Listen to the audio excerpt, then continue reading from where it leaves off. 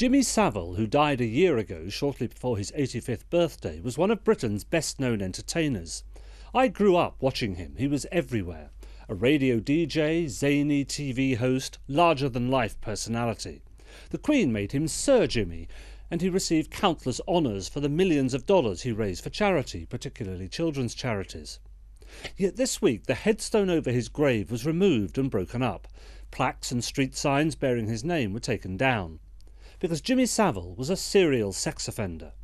The mountain of evidence that has emerged only since his death, and which nobody denies, is that for decades he abused underage girls, some of them as young as 9 or 10, and relied on his fame to protect him.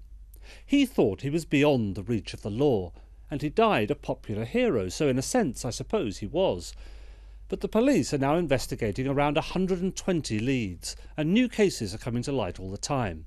The epitaph on that headstone, "It was good while it lasted," feels like a sick joke from beyond the grave.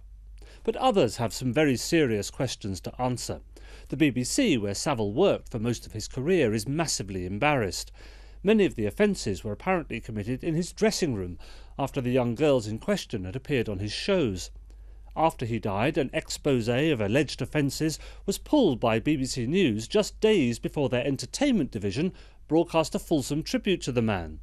It seems impossible to believe that there weren't people at the BBC and elsewhere who knew what was going on and did nothing to stop it.